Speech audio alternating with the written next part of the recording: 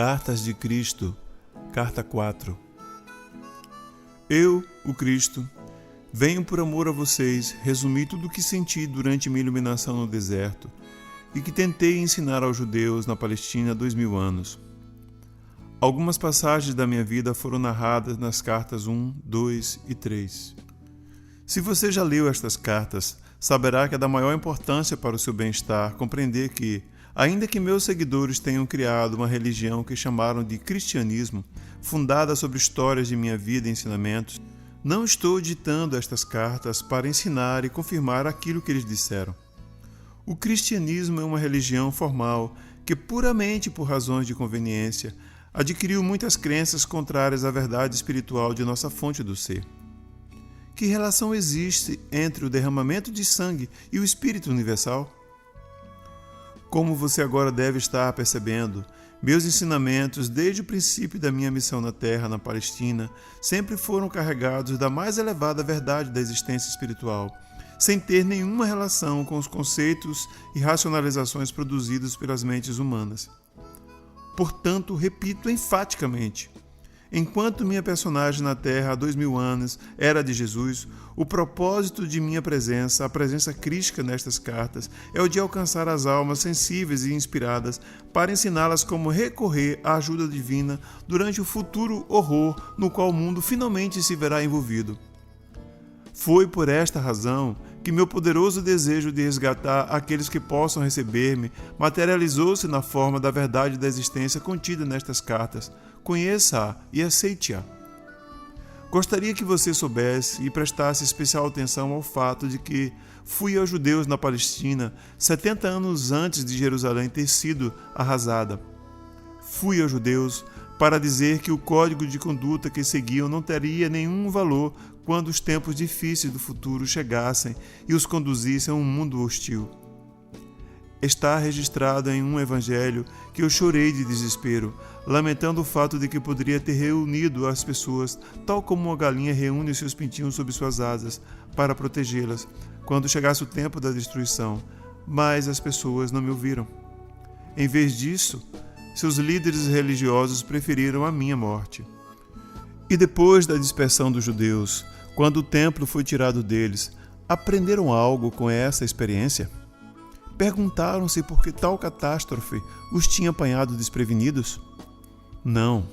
Continuaram com suas velhas tradições e com a crença em sua superioridade, ainda que repetidas vezes os fatos históricos mostrassem que eles estavam tão sujeitos a desastres quanto os demais. Neste momento presente, escolhe ainda ignorar a verdade da existência que ensinei na Palestina e fazem recair sobre si as mesmas condições que existiram durante minha vida terrena naquela região. Onde quer que eles vivam, seus valores materialistas e suas tradições de uma cabeça por um olho estão atraindo para si o sofrimento humano que criaram para outros através dos tempos, por sua arrogância e cobiça. Todo o sofrimento que tiveram foi provocado por eles mesmos. Isto também se aplica àqueles que, por conveniência, aliaram-se aos judeus devido ao seu poder nas esferas financeiras e nos mercados mundiais. Quem é que mantém faminta a grande maioria da população mundial, quando haveria tanta comida armazenada para alimentá-la adequadamente, se fosse abandonado o lucro como motivo para a existência? Se tivessem vontade, os líderes financeiros poderiam criar e colocar em ação planos para distribuir aos necessitados o excedente de mercadorias. Se o fizessem, encontrariam o universo inteiro respondendo com bênçãos, a economia mundial floresceria e a paz se estabeleceria mundialmente. Porém, antes que isso possa acontecer, aquilo que já tiver sido criado na consciência pelos comportamentos agressivos e degradados no mundo inteiro deverá se materializar na experiência humana, não como castigo, mas como consequência natural das leis da existência. Esteja certo de que os países que lutam contra a maldade de outros estão simplesmente sofrendo as consequências de suas próprias sementes de consciência e comportamento de anos passados. Portanto, as táticas de garoto valentão, o ataque feroz dos poderosos sobre os fracos, não importando o nível em que o fraco possa parecer intransigente, somente acarretará maiores problemas para os poderosos. Aquilo que sentem como uma provocação de outros e a devastação que estão descarregando em resposta estão armazenando na consciência como a sua própria devastação futura. Talvez devessem considerar a provocação dos fracos como um alerta para a sua própria queda em direção à decadência moral. Como estas pessoas estão constantemente violando as leis da existência, atraindo a destruição com uma intensidade incomparável sobre a cidade e sobre a terra, minha intenção nesta carta é não apenas resumir tudo o que ensinei e vivi na Palestina, mas também explicar claramente as causas que darão origem à crise mundial que se aproxima, da qual não tratei da última vez em que vim falar à humanidade. Estas cartas foram escritas antes da época mais crucial de sua história, e agora que as provas estão prestes a cair verdadeiramente sobre o mundo, você se perguntará por que não os avisei mais cedo. No entanto, tenho tentado alertar o mundo através de mentes receptivas nos últimos 25 anos, mas nem os meios de comunicação, nem as editoras, nem a televisão dispuseram-se a conceder-me a oportunidade de falar através de meus representantes. Os políticos puderam chegar até você, mas eu, o Cristo, não pude. O motivo disso? Os corações endurecidos e a recusa em aceitar que eu, o Cristo, vivo. Poderia voltar neste momento através das mentes preparadas e dispostas a avisar as nações sobre o que estavam criando para elas mesmas no futuro. As igrejas que afirmam crer em minha existência estiveram obcecadas com suas próprias tradições religiosas humanamente concebidas, assim como os materialistas. Agora que sou a 23ª hora, quando o medo toma conta das multidões e elas estão dispostas a levar em conta as minhas palavras, as portas devem se abrir sem reservas, ou de novo meus esforços pela humanidade terão sido em vão. Voltei para dizer que realmente haverá uma separação entre as cabras e as ovelhas, como é narrado nos evangelhos da Bíblia. As ovelhas se referem àquelas almas que possam receber pacificamente a verdade espiritual mais elevada que já é derramada sobre a terra. As cabras referem-se àquelas que não têm a capacidade de escutar nada nem ninguém, porque seus espíritos são demasiadamente rebeldes e egocêntricos. Por que serão separados agora? Porque aqueles que foram capazes de receber a verdade que estas páginas contêm e de viver segundo as orientações que vêm das leis da existência, verão que ainda que o próximo período da história mundial seja de fato amargo, eles continuarão em relativa paz e proteção, na satisfação das necessidades e na elevação do espírito. As cabras, lamentavelmente, terão que suportar toda a força horrível de sua inata consciência rebelde. Isto não é um castigo de alguém que vem do alto, mas a consequência natural da lei da existência. Aquilo que você carrega na mente e no coração acabará por se exteriorizar em seu corpo, em sua vida e no meio em que o rodeia. Quando você resiste e se rebela, a vida oferece resistência no cumprimento dos seus desejos. Já faz muito tempo que ascendi até as mais altas frequências vibratórias da consciência dos reinos celestiais e sua própria consciência divina individualizada. Minha consciência pode envolver o globo terrestre para responder àquele que me chamar. Isto acontece com todos os grandes mestres que viveram na Terra, que se iluminaram e perceberam a realidade da fonte de todo ser e que ensinaram às pessoas desde a sua elevada iluminação. Eles foram elevados no poder espiritual para penetrar o denso véu da consciência humana e perceber o que realmente se encontra além do mundo da matéria. Viram tão claramente quanto permitia sua condição mental prévia a unidade básica da criação no interior do reino da criatividade em si. Todos eles, depois da transição para a dimensão seguinte da existência, escaparam da roda da reencarnação e alcançaram reinos cada vez mais altos de pura consciência espiritual individual, até os portais da própria consciência universal.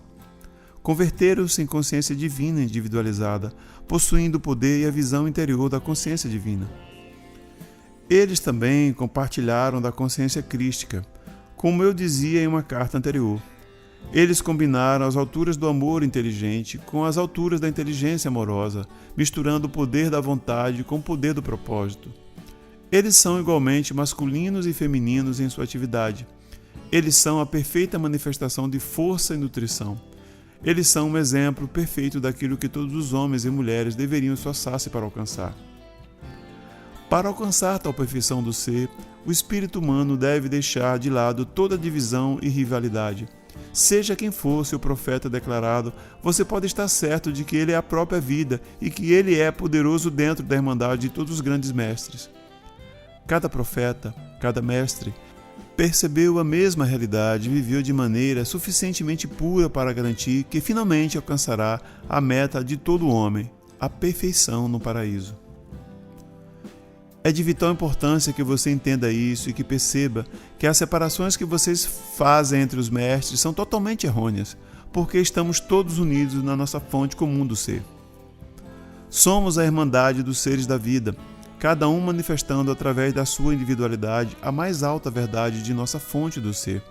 Somos iguais em pureza, poder, beleza, grandeza de espírito e amor. Portanto, as ovelhas de qualquer crença religiosa, aquelas que tenham evoluído suficientemente na compreensão espiritual da unidade fundamental de sua fonte do ser, devem rapidamente procurar unir-se em igualdade e irmandade em suas cidades e países, estender as mãos e ligar-se aos seus irmãos espirituais ao redor do mundo, sem levar em consideração tudo o que acontece no mundo exterior. Vocês devem transcender suas diferenças religiosas, cristãos, muçulmanos, sufis, judeus, israelitas, palestinos, hinduístas, budistas, etc., e considerarem a si mesmos igualmente dentro do céu seguro do amor universal e da proteção inteligente universal, em paz consigo mesmos, uns com os outros e com aqueles que estão decididos a lutar até o fim. Somente assim o planeta sobreviverá ao sofrimento que paira sobre a humanidade. Eu também voltei para todos aqueles que não são nem muçulmanos, nem cristãos, nem budistas, nem hinduístas. Vim para aqueles que desejam, ou mais ainda, aspiram a conhecer a realidade que está por trás de toda a existência. Eu disse a vocês que vim na pessoa de Jesus para os judeus da Palestina. Também poderia ter dito que vim para os árabes na pessoa de Maomé, já que Maomé e eu somos um único espírito. Dividir-nos numa pessoa com nomes diferentes, Jesus e Maomé, ou Maomé e Jesus, é o mesmo que dar sobrenomes diferentes a gêmeos idênticos, porque um deles ensina literatura e o outro matemática. Ambos pertencemos à consciência crística, ambos somos individualizações da consciência divina. Quando estivemos na Terra, ambos falamos de um Deus de amor e de compaixão, segundo a forma pela qual nossa condição humana nos permitia perceber nosso conhecimento inspirado de Deus. Você deve ter em mente que ambos éramos seres humanos profundamente condicionados por nossas crenças tradicionais herdadas através dos séculos. Portanto, nossa inspiração nos veio através de mentes já portadoras de outras ideias. Como já disse, a inspiração, a menos que seja dirigida para uma mente limpa e desprogramada, sempre assumirá a característica das convicções adquiridas no condicionamento da primeira infância. Ao cessar o influxo de inspiração, a mente racional assume o controle e começa a explicar o novo conhecimento e a nova visão segundo as referências do que já é aceito pela mente humana. Mas como contei antes, fui um rebelde quase desde o início de minha vida e não podia aceitar as crenças judaicas. Eu era uma vasilha limpa, ávida, receptiva, de mente aberta, na qual se poderia derramar a verdade da existência no deserto, me permitindo ver claramente a consciência universal. Nossas percepções são de uma espécie mais elevada. Somos de uma mesma mente, uma mesma vida, um único amor, alcançando igualmente o muçulmano, o judeu, o cristão, o budista e todos os seres ateus ou agnósticos. Nossa única razão para buscá-los é para trazer a inspirada mudança no coração, que os levará a reconhecer sua essencial irmandade em espírito, que os incentive a ter novos pensamentos, a manterem relações pacíficas com perdão em seus corações e daí em diante a viverem suas vidas de maneira diferente, extraindo luz de sua fonte do ser. Ambos teríamos muito a falar para você da consciência universal. A você que está vivendo nesta era, que alcançou grande compreensão científica e que já pode receber o que ambos temos a dizer. Juntos dizemos a uma só voz: preste atenção, escute. Nós e você na Terra somos todos um nas próprias raízes do nosso ser. Qualquer destruição que você possa causar a outros também estará causando a si mesmo. Nós, deixamos claro que nós viemos para todas as pessoas de bom senso, de boa vontade e de bom coração, sem levar em consideração sua atual raça ou crença religiosa. Nós abraçamos a todos, amamos a todos, acolhendo-os sob o manto de nossa consciência de proteção e segurança. Estamos conscientes de seus problemas na Terra neste momento. Nós estamos conscientes do conflito que existe há séculos entre o judaísmo e o islamismo. Mas esta ruptura não tem nada a ver com nós mesmos. Suas brigas não nos afetam. Por que arriscar seu próprio bem, sua futura felicidade, brigando por algum conceito sem sentido e, portanto, sem valor? Na verdade, vocês se apegam à religião escolhida porque, na profundidade de seus corações, estão todos buscando a fonte de seu ser, embora chamem a sua fonte de ser por nomes diferentes. Ambos estamos conscientes dos esforços individuais de alguns judeus para viverem uma boa vida e de alguns islamitas para verdadeiramente reverenciarem e venerarem Alá durante todo o dia, atribuindo tudo o que fazem e conseguem ao seu poder que trabalha através deles. Estamos conscientes de que há cristãos imersos em suas crenças de salvação pelo sangue de Jesus. Todos estão se esforçando para alcançar a bondade, mas nunca alcançarão enquanto permanecerem divididos em suas crenças. Uma vez que o turbilhão de mútua agressão da atual consciência mundial tenha se esgotado completamente, chegará o dia, com toda a certeza, em que muçulmanos, judeus, cristãos, budistas e hindus estarão juntos, rejeitando as diferenças de suas crenças religiosas e misturados num só povo para agradecer a consciência divina, da qual receberam seu ser e da qual virão todas as futuras bênçãos sem limites, de vidas belas e inspiradas, cuidando uns dos outros. Todos juntos reconstruirão sobre as velhas bases e dirão que nunca volte a acontecer tal coisa entre nós, uma vez que agora sabemos que na raiz de nossa existência somos verdadeiramente unos. Quando causo sofrimento a você, eu também sou diminuído na vida divina e meu próprio sofrimento virá a seguir.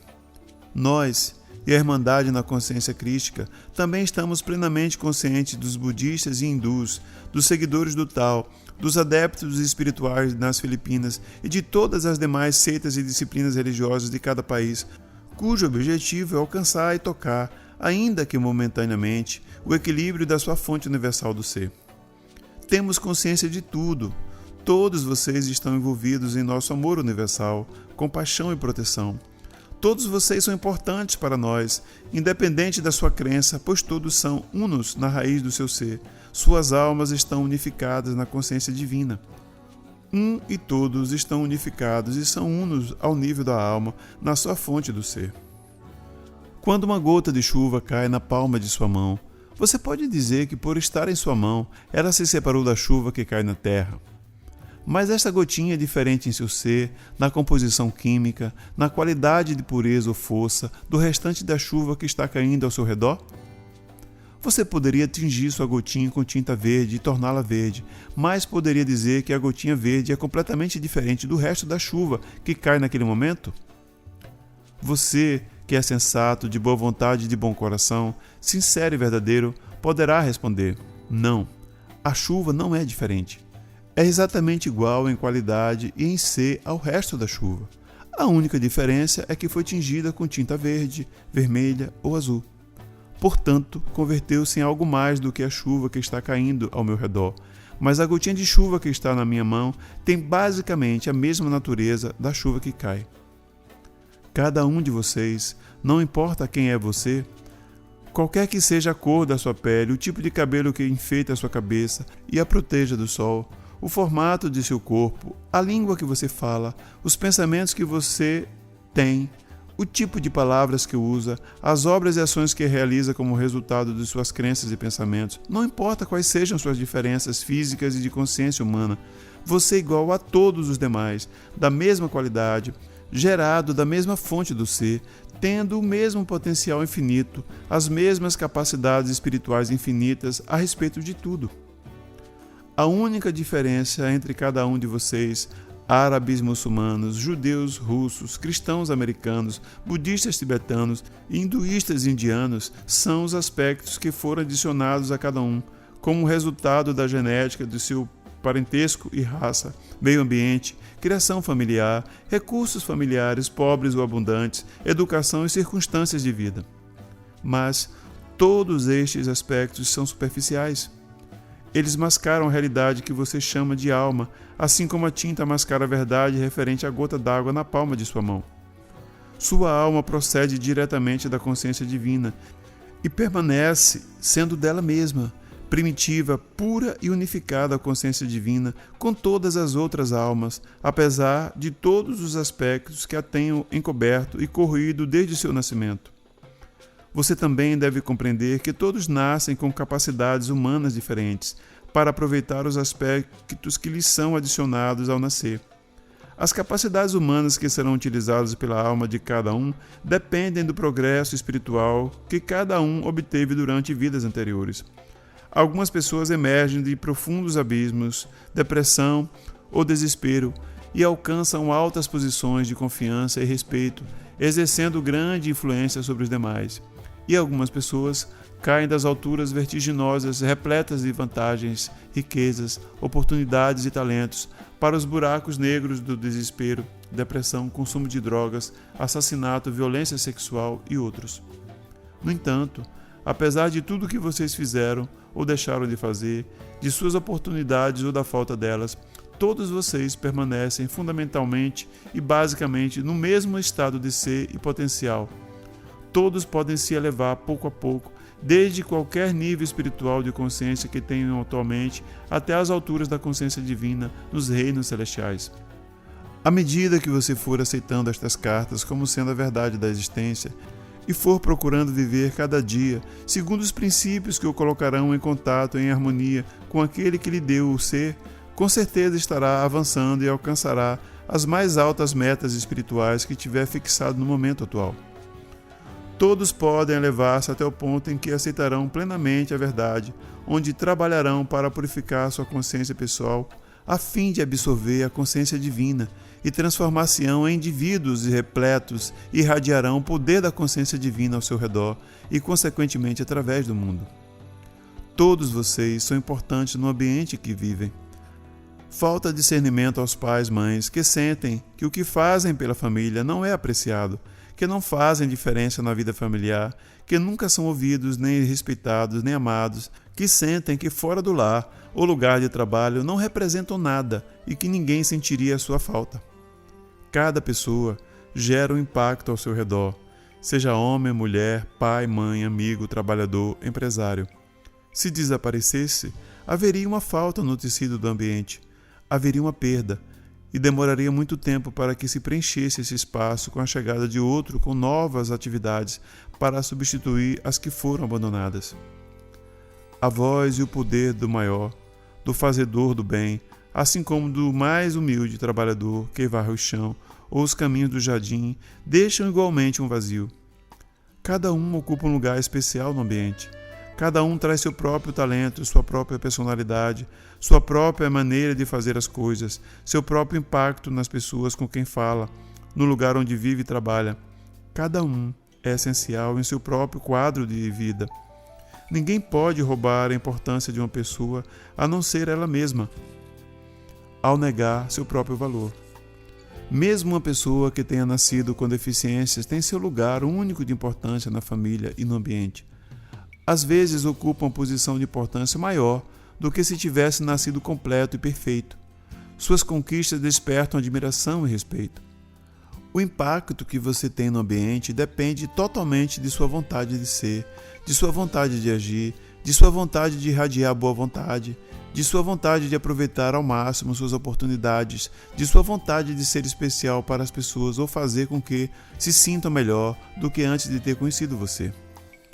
Cada uma destas condições surge da vontade que se exerce a cada momento. Alguns nascem com uma vontade poderosa, outros com uma vontade menor, mas no momento em que uma pessoa percebe completamente que toda a força de vontade se extrai da consciência universal e de que se pode aumentar a força de vontade pedindo a fonte do ser pelo seu aumento, a pessoa começa a perceber que, afinal de contas, a força de vontade não tem absolutamente nenhum limite. Pode ser extraída segundo a magnitude e a força da fé de cada um, da própria consciência universal. Todo indivíduo, de qualquer gênero, raça, nação, religião, nível de recursos e renda, do mendigo ao rei, é igualmente importante no momento do agora e no momento do final do dia. As verdadeiras diferenças surgem somente do que cada um dá de si mesmo neste momento, no próximo momento e no resto do dia. Um rei ou primeiro-ministro pode ser recordado por sua bondade, pelos benefícios que tenha trazido para o seu país, ou pela miséria que impôs ao seu povo. Do mesmo modo, um homem nascido numa família pobre, que pode não ter desenvolvido suas habilidades até um alto nível, mas que deu tudo de si no serviço ao seu ambiente, no final será venerado por seus parentes e amigos, e na próxima vida colherá o que semeou, assim como o rei ou o primeiro-ministro. Tal pessoa terá trazido vida ao seu ambiente, porque a natureza da força vital é o amor e o serviço incondicionais, o trabalho e a harmonia, dando o que for necessário para a satisfação das necessidades do outro. Se a cada dia sua força vital for empregada simplesmente para servir uma xícara de chá aos doentes, então deixe que esta força vital seja empregada em sua forma mais elevada, com a grande disposição de ir até o paciente com um sorriso acolhedor e entregar o chá com gentileza e boa vontade, desejando a sua cura. Desta maneira, aquele que serve o chá pode transformar-se em um instrumento radiante de cura e elevação.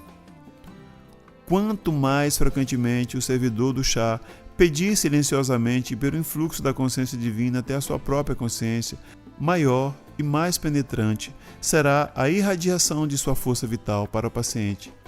Pode ser que o doente não esteja consciente do que está acontecendo, mas um quarto com pessoas doentes atendidas por tal servidor ou cuidador recuperará a saúde mais rapidamente do que um quarto com pessoas que recebam o chá de alguém que o serve sem um olhar, sem uma palavra, sem um pensamento amável. Não, cada trabalhador, cada momento pode ser sagrado, belo, radiante, com o influxo da força vital da consciência divina, que vai elevando e curando a si mesmo e aos outros, se a pessoa dedicar tempo para perceber que ela é um canal da consciência divina, a qual é toda cura, toda proteção, toda a satisfação das necessidades de cada pessoa. Uma pessoa, mesmo aquela que limpa o chão e esvazia as comadres, possuindo este conhecimento, pode entrar em um quarto e transformar-se no mais importante, talvez o único distribuidor de bem entre 6 pessoas que estão se ocupando das comadres. Tal pessoa pode ir deixando atrás dela um legado de aumento de força em cada paciente. Toda pessoa que se dá conta de que seus olhos irradiam uma força de vida poderosa em direção daqueles a quem ela destina seu olhar, pode estar certo de que este olhar penetrante, apoiador e sorridente é benéfico para quem o recebe. Pois tudo o que nós, sim, você e eu, o Cristo, pensamos e fazemos é um ato de consciência, e a consciência é a força da vida.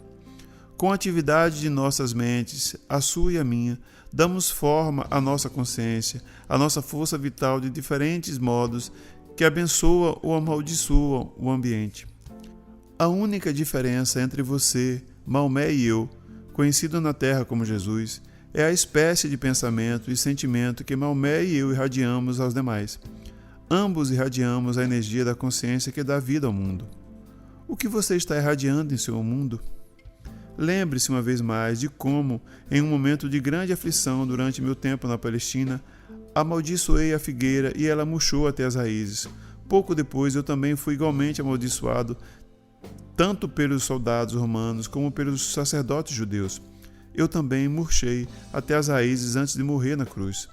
Tome cuidado com o que você envia aos demais e tenha certeza de que gostaria de receber o mesmo.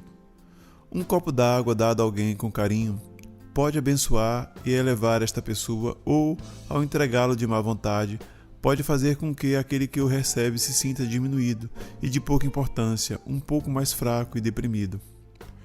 Que papel você desempenha em seu ambiente? Você é honrado e reconhecido pelo amor e boa vontade que distribui no momento em que pisa em seu lugar de trabalho? Você percebe o que é realmente importante na vida? Você estabeleceu um plano espiritual, uma meta espiritual, para ser alcançada antes de passar para a próxima magnífica dimensão? Você estará suficientemente purificado e comprometido com o amor incondicional para entrar nos níveis mais elevados da consciência espiritual, ou seus objetivos ainda serão aqueles de seu plano terreno? Pergunte a si mesmo, que papel você realmente quer desempenhar em seu ambiente? Qual é o seu destino espiritual? E mais importante ainda, quais são as suas atitudes para com os demais? São de superioridade e exclusividade?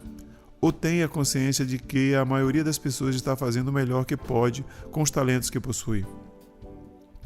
Para alcançar seu pleno potencial, você deve saber que nem posição nem riqueza pode impor limites ao poder que você exerce no mundo. Suas únicas limitações são suas atitudes e os pensamentos que surgem de suas atitudes. A força vital que se irradia da mente do rei, do primeiro-ministro, do general ou de um humilde servo ou soldado é igualmente poderosa e produtora de bem no ambiente, desde que cada um discipline seus pensamentos até chegar a estar sintonizado com as frequências espirituais do amor incondicional e da consciência divina. Além disso, tais pensamentos entram e aumentam a força da consciência mundial em si. Cada pessoa que agrega seu pensamento espiritual ao pensamento espiritual mundial o fortalece. O único fator que determina o grau com que se transmitem tendências de saúde ou doença é o nível de percepção e compreensão espiritual que uma pessoa tenha obtido da fonte do ser. Portanto, o homem que retira feliz o lixo da vizinhança, com um bom coração e uma bênção para todos os que o encontram, é uma luz brilhando em seu pequeno mundo. Já o homem rico de boa posição, mais avarento e mal-humorado, que sai de sua mansão para ir ao trabalho, é um poço de escuridão que pode ser sentido negativamente por aqueles que dele se aproximam. Não importa o que você faz, o que você possui ou a posição que você ocupa na vida, não há limites para o potencial de desenvolvimento do seu bem. Não há limites para o potencial de grandeza e glória do seu ser. Sua única limitação é a quantidade de tempo e energia que você está disposto a dedicar à meditação sobre sua fonte de ser, abrindo sua consciência humana para entrar dentro dela e para recebê-la em sua mente. Portanto, líderes religiosos, respeitem a sua congregação, porque vocês não sabem qual a compreensão e progresso espiritual que está ocorrendo nas mentes daqueles que aparentam ser humildes e de nenhuma importância na sociedade.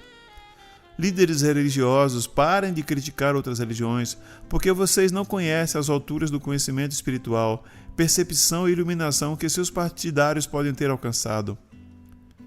Líderes religiosos, compreendam que vocês mesmos, são tão espiritualmente avançados quanto for a sua percepção pessoal da realidade.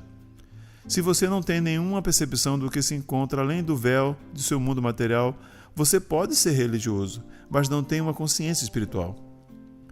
Este é o ideal verdadeiro, a verdadeira aspiração e meta mais elevada, compreender e experimentar a realidade que está por trás e dentro de todas as coisas, dando a elas o seu ser individual. Você pode chamar a realidade de Deus, Alá, Jeová, inteligência infinita, mente divina, consciência divina ou tal. Todos estes nomes significam a fonte do seu ser, suas origens criativas.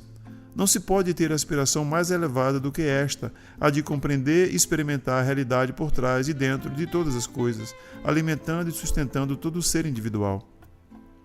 Esta foi a meta apresentada a vocês por todos os mestres iluminados que vieram à Terra. Todos eles compartilharam da mesma visão, da mesma percepção e compreensão. Tais mestres foram tidos em alta estima, mas poucos de seus seguidores entenderam seus ensinamentos. Cada pessoa interpretava as palavras do mestre à sua maneira. A interpretação de cada um surgiu do seu próprio condicionamento e ideias preconcebidas. Em sua vida pessoal, lembre-se, a cada momento, de que seus pensamentos, palavras e ações não têm influência apenas em sua vida futura, mas que também afetam as pessoas com quem se relaciona em qualquer momento. Como você, empresário ou empregado, está contribuindo pessoalmente para o bom funcionamento do negócio com o qual ganha vida, seja uma fábrica, granja, loja ou escritório profissional? Quanto de bem-estar ou de bons sentimentos oferece aos seus funcionários ou colegas de trabalho? O que você faz pelo edifício inteiro? Pelo edifício inteiro? Você pode perguntar-se surpreso. Repito, o que você faz por seu edifício, seus veículos, sua empresa comercial inteira? Tudo, tijolos, massa, aço, vidro, papel, metal, pneus, motores a gasolina, são impregnados com a consciência que você libera ao ocupar-se de seus assuntos diários. Este é o motivo pelo qual algumas pessoas deixam um rastro de destruição atrás delas, porque possuem uma consciência mal-humorada, irritadiça, crítica, destrutiva, enquanto outros guardam suas posses intactas e com aspecto novo durante anos, porque as aprecia e cuidam delas diariamente. tudo em sua terra é a energia da consciência tornada visível, quer tenha forma de matéria inanimada, sólida ou plasma vivo. Com seus pensamentos, você alimenta ou destrói o que existe em seu ambiente. O que você está fazendo para a sua família, o seu lar e o seu ambiente? Você é ranzinza, resmungão, tem pensamentos destrutivos em relação ao seu trabalho e aos demais? Então esteja certo de que está deixando um pequeno rastro de consciência destrutiva atrás de si, que ajudará a correr tudo o que ele penetrar e impregnar. Se você se concentrar no desejo de amar, de aceitar, de trabalhar com alegria no coração, então não importa onde estiver, estará derramando uma consciência de força, bênção e crescimento. Quando estive na terra, na Palestina, tratava com os judeus ortodoxos que acreditavam e mantinham códigos de conduta tão severos que beiravam a crueldade. Suas leis tradicionais inibiam, eram deprimentes, limitadoras e ridículas. Trouxe a este povo uma nova visão de um Pai eterno que era transcendente a eles mesmos, porém presente em toda parte, sempre consciente de suas necessidades e de um amor tão universal que podiam estar certos de que era sempre a vontade do Pai que satisfazia suas necessidades. Disse às pessoas que olhassem à sua volta para o campo, para os morros onde pastavam pacificamente as ovelhas e cabras, para os lagos cheios de peixes, para as aves voando no ar, pousando e fazendo seus ninhos nas árvores, e para as flores tão esplendidamente vestidas de muitas cores. Disse: olhem e compreendam o que veem. Estão vendo um mundo onde cada coisa tem sua necessidade e todas as necessidades são satisfeitas. Como podem duvidar ao ver as ovelhas vivendo apenas do pasto? O que tem o pasto que alimenta a pele, os ossos, o sangue e a carne e produz as crias? Não estão testemunhando uma maravilha de suprimento? Olhem as necessidades dos pássaros, que são maravilhosamente providos do que precisam. Eles têm refúgio nas árvores e sementes para se fortalecer. Quantas pessoas que têm necessidade de abrigo, alimento e vestimento, o Pai deu a elas o mundo inteiro, com o qual podem satisfazer suas necessidades. Depois de ser iluminado, Maomé percebeu o mesmo Espírito universal que vive dentro do ser, ao mesmo tempo existente e ativo em todas as coisas. Ambos, Maomé e eu, falamos com nossos conterrâneos a respeito da mesma verdade inspiradora e fizemos o mesmo tipo de perguntas. Como um Pai que tudo sabe, Alá, a consciência divina, não está consciente de suas necessidades mais profundas, suas necessidades de amor, saúde e prosperidade? Como podem duvidar? Tenham apenas fé e suas necessidades serão satisfeitas de acordo com sua fé. É a sua falta de fé que rouba a energia do fluxo natural do Pai, Alá, amor, em seus corpos, seus relacionamentos e em sua vida. Quando estava na terra, na pessoa de Jesus, frequentemente desesperado, eu exclamava: oxalá eu pudesse contar, demonstrar e fazê-los ver como é que o Pai conhece suas necessidades. Se eu pudesse mostrar como vocês mesmos, contribuem para a realização de seus amanhãs e dos amanhãs de todos aqueles que os rodeiam. Se eu pudesse apenas ajudá-los a ver que realmente colhem o que semeiam. Se pudessem ver a verdade da existência como eu a vi, quando estava no deserto, na Palestina, saberiam então que seus pensamentos e ações crescem em magnitude e força dia por dia e tomam uma forma exterior exatamente com as sementes das plantas que entram na terra e crescem, tomando formas exteriores cada vez maiores como talos, folhas e frutos a cada dia que passa. Gostaria de poder mostrar a vocês como são importantes a cada segundo do dia em seu lar, em seu trabalho e em seu país. Anseio por ajudar vocês a ver como seus pensamentos estão na origem de tudo o que acontece de bem e mal. Eles são a própria origem de seu bem e do seu mal. Se algum mal ocorrer a vocês, não olhem para o vizinho para ver de onde veio. Olhem dentro do seu próprio coração e vejam quando foi a última vez que se desentenderam com alguém de maneira destrutiva, por calúnia, falsificação da verdade, rejeição ou crítica. Esse foi o momento do nascimento de sua infelicidade do presente. Disseram que você deve arrancar um olho daquele que arrancou o seu olho, mas eu digo que isso é uma insensatez. Se arrancarem seu olho e você igualmente arrancar o olho do seu rival, provavelmente em breve estará sem mão e sem perna. É melhor elevar sua mente e coração ao Pai, Alá, a consciência divina, e orar por ajuda e cura, assim como por proteção de qualquer desgraça maior. E reze também por seu adversário, pois qualquer mau sentimento que você tiver em relação a ele somente atrairá mais infortúnio e aflição para você mesmo. Perdoe-o, reze por ele e atrairá bênçãos para você mesmo.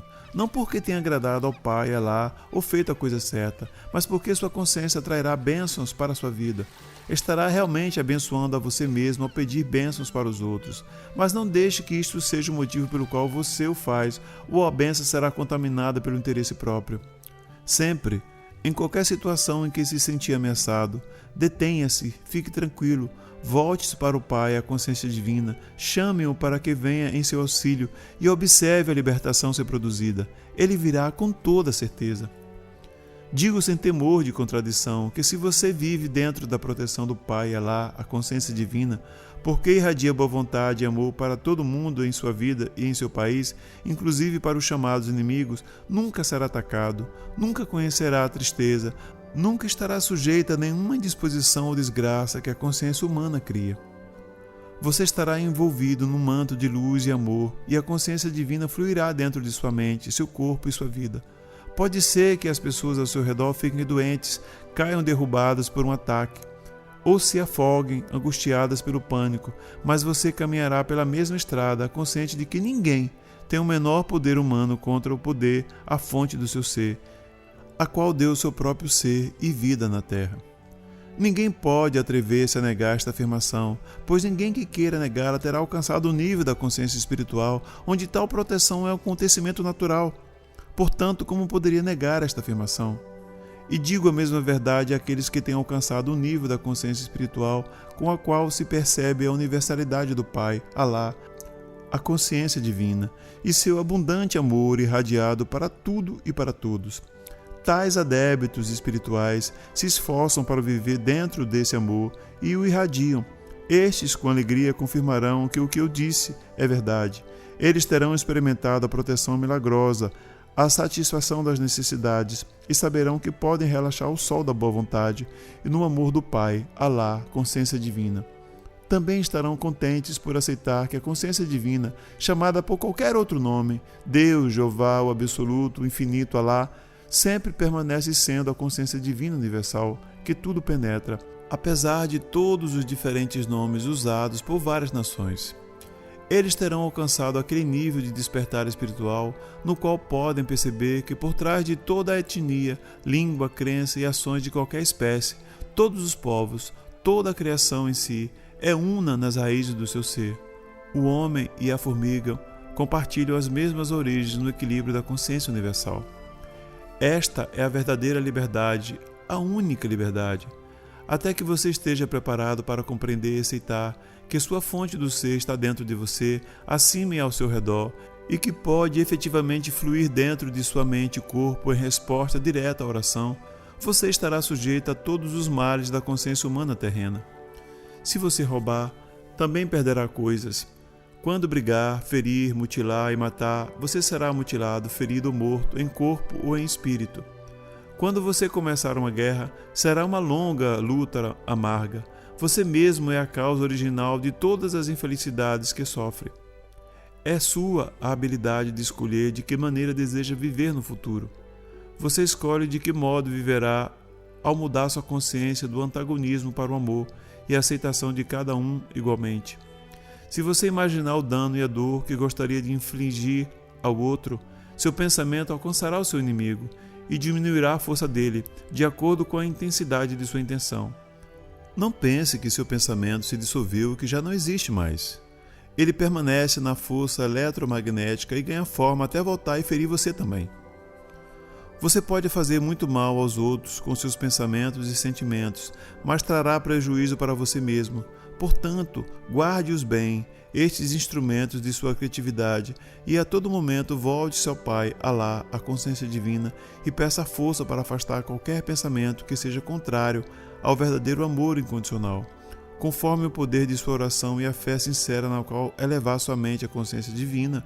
Seus pensamentos serão impregnados com nova vida e amor. O que nós, a Irmandade dos Esclarecidos, os iluminados na consciência crística, estamos a ponto de contar é de vital importância para o mundo em geral. Falamos de igual maneira aos cristãos, judeus, muçulmanos, hindus, budistas e a cada religião e cada raça do mundo. Falamos a todos, porque todos e cada um no mundo necessitam desta instrução para que seja possível mover-se em direção aos níveis mais elevados do despertar espiritual.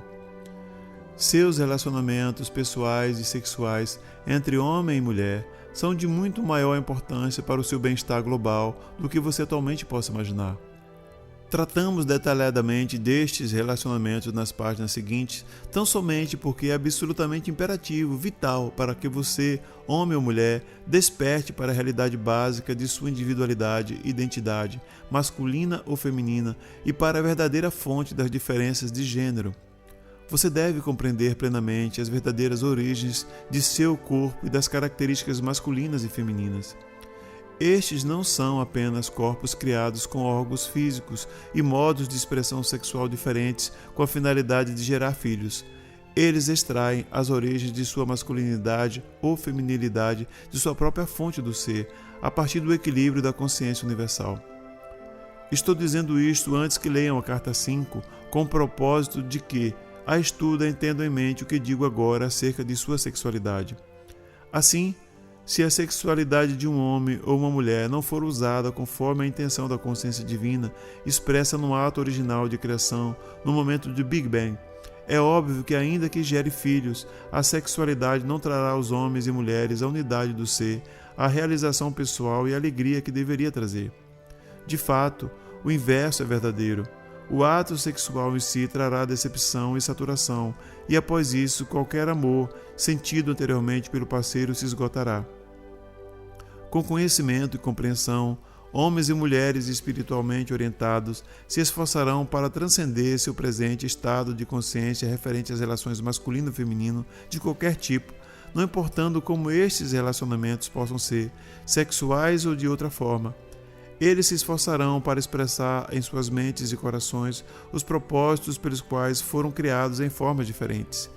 Eles compreenderão e valorizarão as origens da diferença de seus impulsos inatos, temperamentos e modos de expressão. Utilizarão suas diferenças para aumentar o bem-estar recíproco. A competição desaparecerá. Quando isto acontecer, a sintonia com a consciência divina será cada vez mais fácil, e ao sintonizarem-se cada vez mais facilmente com a consciência divina, ascenderão a níveis mais elevados de consciência espiritual. No momento atual, a relação com sua sexualidade é uma barreira para a sua ascensão na consciência. Ela enraiza você à sua condição humana. Nós, enfatizamos o fato de que você não descobrirá a verdade de sua existência até que você tenha compreendido e buscado aplicar em sua vida diária, em seu lar e em seu lugar de trabalho, a plena compreensão do verdadeiro significado de homem e mulher. Disseram que você não deve cometer adultério. Eu digo que quando você deseja a mulher ou o marido do vizinho ou da vizinha, está criando imagens em seus pensamentos que afetarão a maneira de pensar da mulher ou do marido do vizinho ou da vizinha. Ele ou ela começará a pensar em você do mesmo modo, ou se sentirá desconfortável em sua companhia ao sentir a sua necessidade sexual e evitará você no futuro. O que está em sua mente certamente se tornará real no mundo, de modo que não se engane pensando que você pode sonhar e devanear com imagens que lhe deem prazer e que isto não prejudicará ninguém. Por esta razão, a literatura pornográfica é realmente uma profanação da sua fonte do ser. É uma praga sexual que deliberadamente aviva o apetite sexual, liberando através da mente de homens luxuriosos imenso sofrimento e miséria nos corpos, mentes e emoções de jovens mulheres. O que vocês fizeram e estão fazendo atualmente ajudou a levar a sua civilização à beira da destruição atual. Estejam certos de que chegará o dia do acerto de contas para vocês que publicam e distribuem a doença impressa e também para aqueles que a usam para se excitar. Vocês do mundo ocidental ganharam o desprezo do Oriente devido à sua loucura decadente. Vocês não escaparão daquilo que semearam. E vocês do Oriente não escaparão da insensatez de suas atitudes insensíveis para com suas mulheres, que dão à luz e criam seus filhos e preciosas filhas. Alguns de vocês, por ignorância da verdade, por seus propósitos gananciosos e egoístas, ridicularizaram a verdade de Maomé. Vocês cobriram suas mulheres com pesados vestuários, negando a elas a liberdade de movimento e o ar fresco de Alá, quando elas se aventuram a sair entre as pessoas. Que tipos de homens apelarão para estas crenças e comportamentos egocêntricos e irracionais? Apenas aqueles que não tiveram nenhum sentimento amável para com as mulheres. Seriam estes os seguidores que o profeta Maomé teria atraído quando estava na terra? Realmente não. Ele atraía somente as mentes mais espiritualizadas do povo. Que imagem de seu profeta vocês estão passando para o resto do mundo? Direi a vocês, a de um homem demente e obcecado pela inferioridade do sexo feminino, que considera a mulher como uma posse do homem a ser mantida isolada do mundo. Um homem desconhecedor das verdadeiras necessidades da mulher para ser feliz. Um homem inconsciente do sofrimento dela no estado de cativeiro e submissão. Este homem não tem nada a ver com o verdadeiro Maomé, o profeta do Islã. Quando esteve na terra, ele venerou e respeitou o sexo feminino. Foi a partir do sexo feminino que ele extraiu o modo de avançar em seu caminho espiritual rumo à iluminação. Ele devia muito a elas e sabia que eram iguais em espírito, ainda que fossem diferentes em corpo. De fato, não foi por acidente que ele veio à terra, pobre e necessitado, para encontrar uma senhora de extrema virtude, riqueza material e discernimento espiritual, para ajudá-lo a elevar-se à altura de profeta, quando estava pronto para isso. Este foi o propósito por trás da vinda de Maomé à terra: restabelecer a mulher em seu legítimo lugar, uma parceira do mesmo nível do homem dominante. Considere bem isso. Depois da iluminação, eu, na pessoa de Jesus, tornei-me celibatário porque assim o quis, mas isto de nenhuma maneira interferiu no meu amor para com as mulheres que se ocupavam de minhas necessidades. Mas Maomé, depois da iluminação, conheceu muitas mulheres e seu ministério foi aquele de quem foi chamado para aprender a viver com as mulheres e tratá-las com igualdade e com amor. Do mesmo modo que a conveniência incitou meus seguidores a relatar minha obra e ensinamento de maneira seletiva, a fim de promover seus próprios interesses, assim também o egoísmo de certos indivíduos que eram espiritualmente cegos os fez distorcer os ensinamentos originais de Maomé, com numerosos acréscimos e interpretações que nunca foram a sua intenção. Desta forma, a obra de todo o grande mestre espiritual é coberta pela desinformação do pensamento humano até que a verdade seja envolvida pela falsidade e que as pessoas sejam seriamente desviadas e mesmo caiam em pecado por ignorância. Pelo fato de que certas religiões aderiram fortemente à crença de que Adão e Eva foram criados para viver felizes no jardim do Éden, de que Eva foi tentada pela serpente, caiu em desgraça e tentou Adão, o homem vê a mulher como a grande tentadora. Porém, as origens imaginárias da humanidade não são verdadeiras. São apenas uma representação simbólica. Também não é verdade que a mulher seja a grande tentadora. Para os eunucos, a mulher não tem nenhum atrativo. E por que é assim? Porque é retirado deles aquilo que impulsiona o homem a deitar-se com uma mulher. Portanto, onde está o tentador? No próprio homem, em quem pode ser removido fisicamente, ou na mulher, que continua sendo ela mesma apesar de tudo. O homem foi feito expressamente para plantar a semente. Assim, ele deve plantá-la onde ele veja a oportunidade. A mulher foi feita para receber a semente.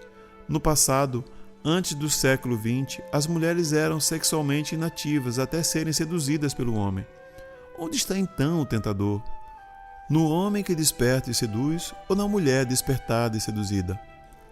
Em nome da pureza, o homem esteve escondendo de si mesmo a sua própria natureza masculina e colocando a responsabilidade de sua queda na mulher.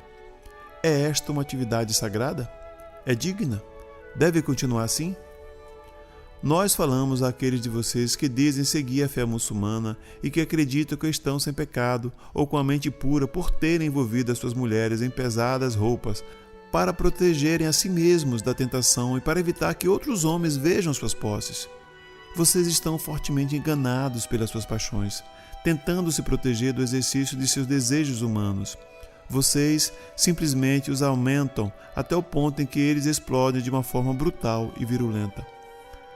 Nós, dizemos aos homens e mulheres de todos os lugares que a verdadeira pureza somente pode ser alcançada quando você estiver rodeado de todo tipo de tentação e ainda assim permanecer indiferente ao desejo, indiferente aos sentimentos terrenos, não tocado pela luxúria, livre de anseios e desejos de posses.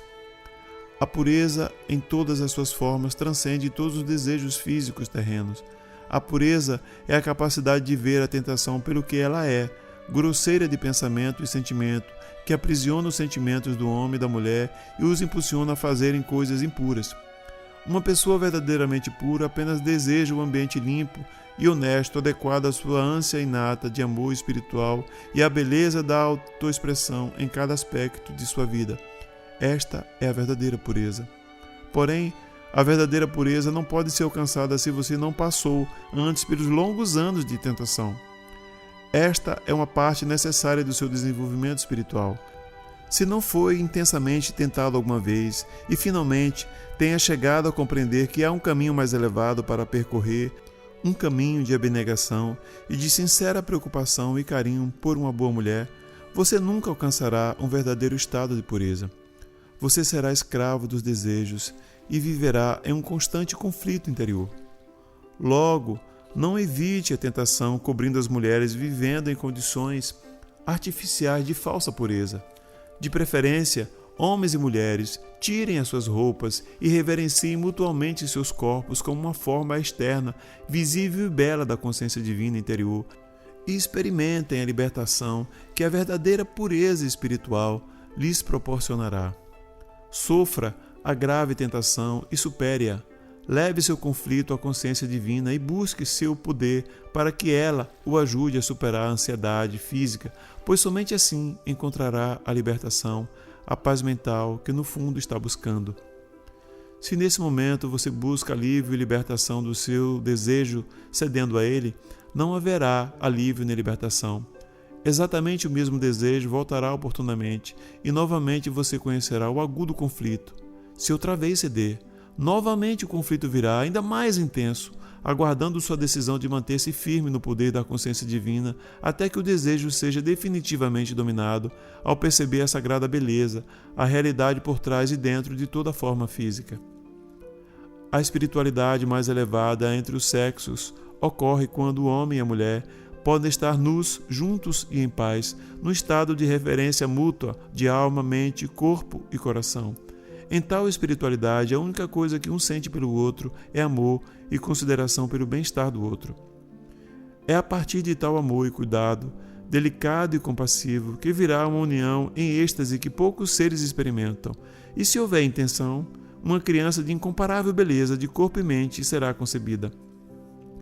Nos séculos vindouros, quando as pessoas tiverem começado a evoluir espiritualmente em cada nível de sua condição humana, tal amor entre os casais será considerado normal, e o tipo de sexo egoísta que busca tão somente a satisfação física como a que se pratica nestes dias, neste momento, será visto como absolutamente degradante e tão repugnante quanto o estupro. No presente momento, o caminho espiritual mais elevado a seguir em relação ao sexo é reconhecer e respeitar a percepção de que os homens e as mulheres foram criados para realizar tarefas especiais na vida, adequadas à sua natureza fundamental. O homem engravida a mulher. Sem a boa vontade e ajuda da mulher, o homem terminaria seus dias sem descendência, sem um ser humano para continuar seu nome. Portanto, o homem deve tratar a mulher como completamente igual, mas nascida para realizar diferentes responsabilidades. Deve dar a ela o maior respeito, amor e proteção a todo momento, para que ela seja capaz de realizar suas responsabilidades com mais facilidades, pois é ela quem dá a forma visível ao que primeiro se concebeu na mente. Quando a mulher recebe um espermatozoide que se une com seu óvulo na parte mais oculta de seu corpo, acontece um milagre para o qual você, homem, não colaborou em nada, a não ser com seu esperma num momento de prazer, o que é a sua recompensa. Você apenas poderá contribuir para manter a saúde e o desenvolvimento normal do milagre ao qual tenha dado vida dentro do corpo de sua companheira pelo seu constante amor e cuidado para com o seu bem-estar e saúde e protegendo-a de todo dano externo ou emocional. Esta é a sua responsabilidade masculina. Somente assim você merecerá permanecer ao seu lado como pai de seu filho. Se você falhar nisso, não terá valor como pai da criança e não terá valor para si mesmo como um homem nascido para manifestar sua espiritual consciência divina do Pai em sua vida física.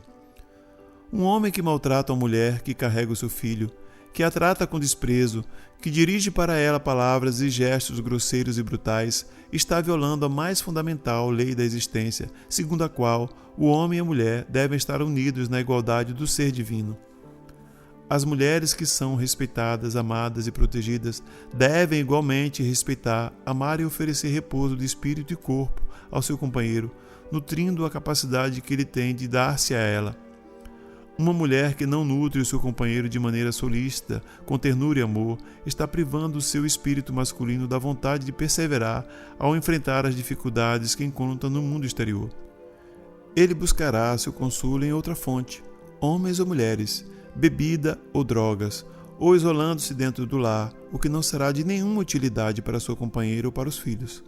Logo, homens e mulheres têm a mesma responsabilidade de cuidar e amar um ao outro. Assim como o homem deve aprender a canalizar diariamente o aspecto pai da consciência divina na família e no trabalho, do mesmo modo a mulher deve aprender a expressar o aspecto mãe da consciência divina em sua vida diária. O acesso aos reinos celestiais será negado àqueles que negam esta verdade, até que tenham aumentado sua percepção espiritual e, com a ajuda da oração, tenham mudado suas atitudes. Somente quando sua visão tiver se elevado acima da percepção humana terrena, de masculino e feminino, ido além de seus desejos terrestres e dos impulsos do ego em direção à realidade da qual adquiriram seu ser, poderão escapar da roda da reencarnação e encontrar a entrada para a felicidade e a glória definitivas. Se dentro de uma cultura a mulher é considerada simplesmente uma posse, um objeto dos desejos do homem, e não é tratada como uma mulher absolutamente igual ao homem, tal cultura não compreendeu a verdadeira natureza do homem e da mulher. O homem e a mulher são duas metades iguais de um todo. Quando o homem é solteiro e vive só, manifesta somente um aspecto de sua fonte do ser. E quando a mulher vive só e solteira, ela também manifesta apenas um aspecto de sua fonte do ser. A intenção divina da consciência universal foi a de expressar sua própria totalidade através da criação, ao individualizar na forma física cada um dos dois aspectos de si mesmo, igualmente equilibrados, e depois voltar a uni-los na forma física, a fim de que eles experimentem a unidade e a totalidade da consciência divina, de onde originalmente obtiveram a sua individualidade. Ao unirem-se no amor e unidade de espírito e corpo, eles descobrem a alegria e o êxtase da consciência universal em equilíbrio. Todo esse processo é exposto claramente nas cartas 5 e 7. Portanto, a combinação da masculinidade do homem e a feminilidade da mulher são essenciais para formar uma totalidade elaborada a partir da fonte do ser. Desta combinação, forma-se uma criança íntegra. Quando estive no deserto da Palestina, primeiro compreendi que a natureza primordial da criatividade da consciência universal, nossa fonte do ser, era a intenção de criar, planejar e desenhar, e depois levar adiante este projeto, ao cultivá-lo, alimentá-lo, curá-lo, protegê-lo e satisfazer todas as suas necessidades de maneira disciplinada.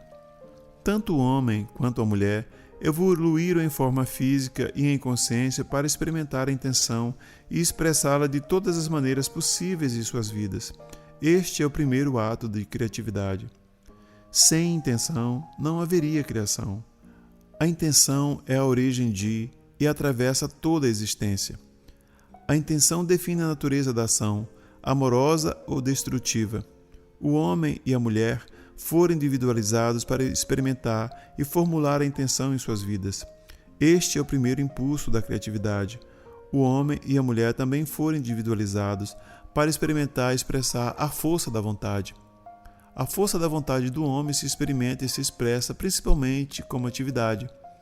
Em sua forma primitiva, ele sai para o meio ambiente para realizar sua intenção. Portanto, ele veste o manto de líder e de buscador. Ele foi individualizado para pensar e trabalhar, para realizar seus propósitos sem obstáculo das emoções. A força da vontade na mulher é motivada e experimentada principalmente como um sentimento, a necessidade de nutrir a intenção original e levá-la decididamente à plenitude, maturidade através do processo de cuidar, alimentar, vestir, corrigir, ensinar e proteger.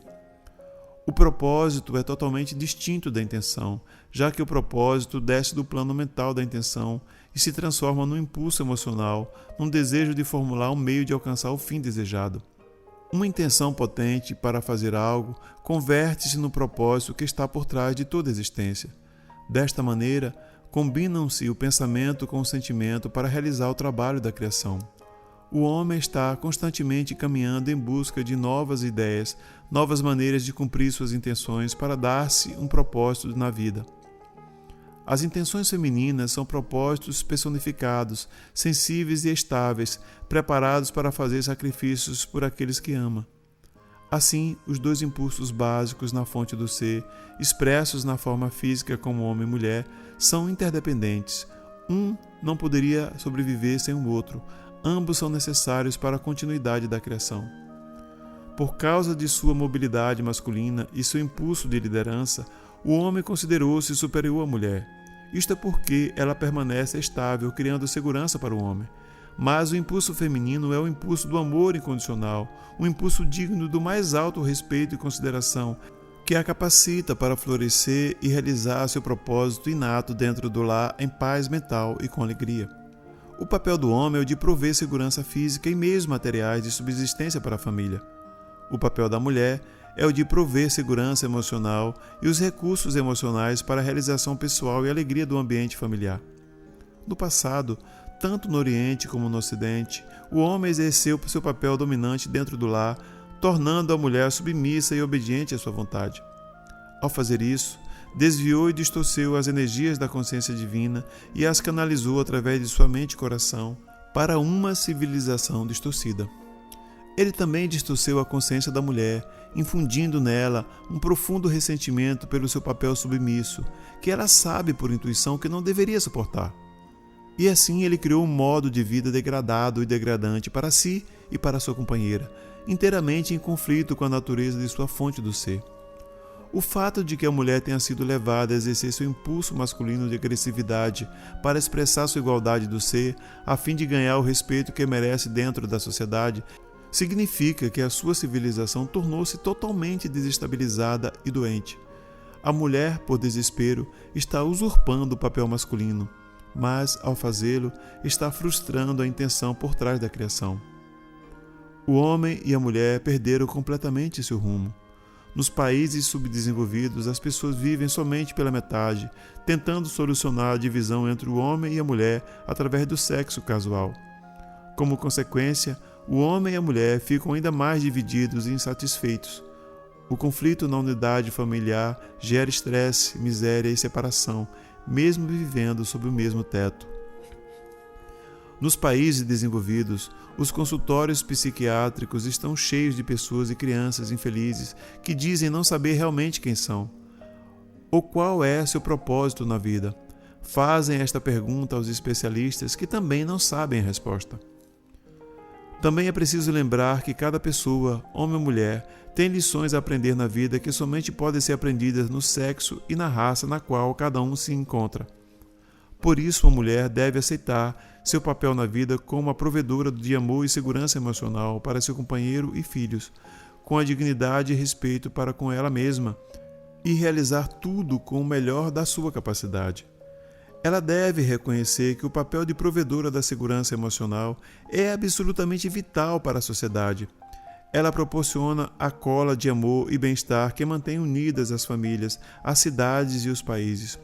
Quando ela compreende quais são seus verdadeiros lugar e objetivo na sociedade e procura realizá-lo da maneira mais elevada possível, está movendo-se rapidamente para o caminho do amor incondicional e vai rumo às recompensas mais altas de realização pessoal e de felicidade. Ao mesmo tempo, se move para um nível mais elevado de consciência e em sua próxima vida talvez vote como um homem que trará grandes benefícios à humanidade. Do mesmo modo, os homens espiritualmente evoluídos, inclusive mestres espirituais, voltarão à vida na Terra para aprender a verdadeira humildade e para colocar todos os seus elevados princípios de existência na prática diária, na forma de uma mulher amorosa que cumpre sua missão de mãe com sabedoria e que nutre todos os que têm necessidade do que ela pode oferecer. Onde está, então, a desigualdade? Tire a venda da sua visão e intelecto limitados para ver claramente que não deve haver desigualdade, apenas intenções compartilhadas para expressar da maneira mais espiritual tudo o que ambos trouxeram da consciência divina, para poder alcançar a felicidade mais elevada possível na Terra. Nos anos vindouros, quando o homem ou mulher tiverem evoluído espiritualmente, quando estiverem juntos, cada um na sua intenção, levarão suas intenções à consciência divina, Pai e Mãe, perguntando: o que deveria ser criado em nossas circunstâncias? Qual é o nosso melhor caminho a seguir? Quando tiverem recebido as respostas, eles as aceitarão com amor no coração e as compartilharão. Quaisquer diferenças nas respostas serão respeitadas e novamente serão levadas à consciência divina, com a mesma petição, até que um sincero consenso tenha sido alcançado. Juntos, o homem e a mulher voltarão novamente a perguntar à consciência divina: como podemos alcançar nossos propósitos da melhor forma? E novamente compartilharão suas respostas e continuarão perguntando até que finalmente possam chegar a um plano realizável, o qual foi concebido não somente no cérebro humano, mas também na mais elevada dimensão da criatividade, a consciência divina. Trabalhando juntos desta maneira, finalmente, eles experimentarão a felicidade da verdadeira unidade de alma, mente, coração e corpo. Finalmente, o homem não poderia existir confortavelmente sem experimentar e manifestar também algo do impulso feminino. Necessita de emoções para unir-se à sua mulher, filhos e a outros relacionamentos, colegas de escola e de trabalho, companheiros e amigos. Sem alguns sentimentos cálidos, seria um monstro frio. Com frequência, se é uma alma antiga, ele mantém vivo o calor e o carinho das emoções anteriores em que foi uma mulher. Quanto mais evolui espiritualmente, mais equilibrados são os dois impulsos sexuais dentro de sua natureza. Isto também se aplica às mulheres. Da mesma maneira, a mulher não poderia existir confortavelmente sem um pouco do impulso masculino. Sem a capacidade de planejar de maneira inteligente a sua casa, seria um desastre. Também existe a possibilidade que tenha sido uma forte personalidade masculina em sua encarnação prévia e que se sinta desconfortável no papel feminino de sacrificar-se pelos demais. Essa mulher deve pedir à consciência divina que clarifique a sua visão, para que possa ver que sem amor pela humanidade, a liderança é um exercício perigoso. Quando homens e mulheres se aproximam igualmente do equilíbrio de suas naturezas masculina e feminina dentro de si mesmos, sua tarefa na vida é a de transcender seu impulso sexual, alcançando o amor incondicional para com todas as pessoas e dirigindo esse impulso para a criatividade pura, tal como nas artes. De tais pessoas se fazem os mestres, mestres de si mesmos, mestres da criatividade, mestres da consciência humana, mestres da matéria. Lamentavelmente, no tempo atual, seus homens e mulheres que estão se aproximando do equilíbrio de suas naturezas masculina e feminina em si mesmos não têm indicações sobre o que devem ser suas verdadeiras metas.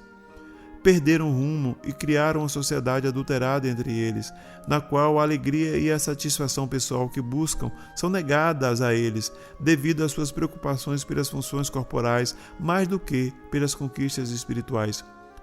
Continuarão sendo pessoas infelizes, atormentadas pelos conflitos, até descobrirem a verdade sobre quem eles são verdadeiramente. Ao falar do papel feminino na vida, também se deve dizer que muitas das mulheres modernas nos países desenvolvidos alcançaram um alto grau do impulso masculino nos últimos 100 anos. Elas devem escolher cuidadosamente suas prioridades na vida. Não têm que sentar-se em casa paralisadas e entediadas, mas ficarão mais felizes e serão pessoas mais realizadas se dedicarem sua inteligência e habilidades à criação de novos modos de vida, construtiva para toda a família. Neste momento, pode ser que não saibam como fazê-lo, mas a meditação trará às suas mentes a inspiração necessária sobre a melhor forma de utilizar seus poderes de liderança e seus talentos para a felicidade de todos. Os homens que tiverem desenvolvido uma maior capacidade de empatia com as mulheres e com seus companheiros homens, também através da meditação, seguida pela inspiração, encontrarão modos mais elevados para expressar sua capacidade de liderança em seu trabalho, proporcionando felicidade aos demais. Por que nós tratamos do tema da sexualidade tão profundamente? Isto foi absolutamente necessário devido à batalha dos sexos, tanto no Oriente quanto no Ocidente, está criando condições doentias na Terra. Isto propaga a agressão e contamina com raiva e hostilidade. A liberdade sexual trouxe o mundo até um ponto crítico de extinção pela propagação da AIDS. Todos os vírus são criados dentro das forças da consciência destrutiva. Vocês devem entender que os seres humanos criam seus próprios vírus. Cada vírus é um impulso destrutivo da consciência viva materializado. Ele tem como alvo o que o impulso da consciência destrutiva mirou no momento em que o vírus tomou forma. Falei muito claramente sobre este aspecto da existência quando estava na Terra na pessoa de Jesus. Os judeus tinham a rígida tradição de lavar as taças antes de beber delas. Disse a elas explicitamente que não deveriam preocupar-se sobre o que entra pela boca. Deveriam preocupar-se mais pelo que sai da sua mente e do coração, e depois pelas suas bocas. Naqueles tempos, a ciência não havia descoberto a presença dos vírus, mas se aceitava que a doença era causada por comer e beber com utensílios sujos. Mas eu sabia que a doença tinha originalmente saído das mentes e dos corações das pessoas brutalmente enraivecidas. Posteriormente, a doença se propagava pela divisão das células, levando com ela para sempre o instinto e a consciência que inicialmente a havia feito nascer. A AIDS não é nenhum acidente. Surgiu das forças da consciência da autoindulgência e das reações emocionais destrutivas entre os parceiros sexuais. O ódio e a raiva oculta podem impelir as pessoas ao ato sexual, deixando resíduos doentios na mente, nas emoções e no corpo. Em razão de que a sintonia emocional não foi sempre o que motivou o ato sexual entre homens e mulheres, ambos conheceram grandes decepções, falta de liberação e de satisfação. Quando isto acontece, a energia sexual masculina diminui. Tem que ser reavivada com imagens de perversões sexuais. Como consequência, a pornografia chegou a ser um grande negócio em alguns países. Ela agrada unicamente aos instintos corporais. Da pornografia surgiu a falta de respeito para com as mulheres e o ato sexual mecânico e sem emoção, junto com o rápido aumento dos estupros e do abuso sexual de crianças. Aqueles que cedem a estes atos abomináveis de crueldade depravada certamente colherão as consequências nesta vida ou numa encarnação futura. Portanto, quando os seguidores do Islã condenam o Ocidente por seu comportamento sexual indisciplinado e sua perversão, têm razão em pensar que estão atraindo condições doentias sobre a Terra. Estas condições doentias não são enviadas por Alá, mas são uma consequência natural da violação das leis da existência. Do mesmo modo, os seguidores do Islã estão violando as leis da existência porque, como os judeus, mantêm a tradição do olho por olho e acreditam na Guerra Santa. Não há tal coisa como a Guerra Santa, há unicamente a realidade do santo perdão e da santa reconciliação, que trata o seu irmão, seja seu inimigo ou seu amigo, com amor e compreensão. Nenhum de vocês pode violar as leis da existência e aspirar a entrar no reino dos céus ou no paraíso. O comportamento de vocês não tem nenhum lugar para além do alvoroço que estão provocando e que recairá sobre vocês. Nós vamos deixá-los com estes pensamentos, os quais nós pedimos que vocês recebam profundamente em sua consciência e que façam bom uso deles em sua vida diária. Recomendamos enfaticamente que se reúnam em pequenos grupos, sem preocupar-se com crenças religiosas, usando as cartas como orientações em suas vidas diárias. Desfaçam, se puderem, seu condicionamento e unam-se em verdadeira humildade como pessoas dispostas a aceitar que sabem pouco da verdadeira espiritualidade, mas que estão fortemente desejosos de aprender a aumentar a espiritualidade em suas vidas. Como muitos de vocês sabem, estão entrando numa nova fase da história mundial, durante a qual se verá que a grande separação já não se encontra entre os ricos e os pobres. A grande linha divisória estará na consciência. A divisão estará entre aqueles que tenham sido capazes de encontrar a entrada para a consciência espiritual superior e irradiar amor e aceitação igualmente para todos, amigos e inimigos, e que terão como meta a irradiação da consciência divina em cada faceta da sua vida diária, e aqueles que permanecerão fechados dentro dos impulsos de seu ego, buscando dominar os fracos. Pode ser que pareçam ter sucesso durante algum tempo, mas no fim fracassarão, e será grande o sofrimento na escuridão que eles mesmos criaram. Estas cartas são o meio de vocês saírem da escuridão e entrarem na luz. Conforme você buscar a elevação de suas frequências de consciência espiritual, irradiando o amor para todos de maneira incondicional, assim irá passando por uma lenta ascensão de consciência, a qual terá um efeito dinâmico em sua saúde física e em suas condições terrenas. Dependerá de vocês, pessoas corajosas, a elevação da consciência mundial. Emergirão fortes e decididos do conflito que se aproxima e começarão a construir outro tipo de consciência mundial. Introduzirão o início do progresso espiritual, técnico e econômico e a paz mundial para os séculos vindouros. Eu, o Cristo, falei. Nós, a Irmandade dos Mestres, falamos aos cristãos, muçulmanos, budistas, judeus, hindus, sufis e a todas as crenças religiosas do mundo. Vocês estão todos envolvidos em nosso amor. Acreditem nisso, porque isso é a verdade.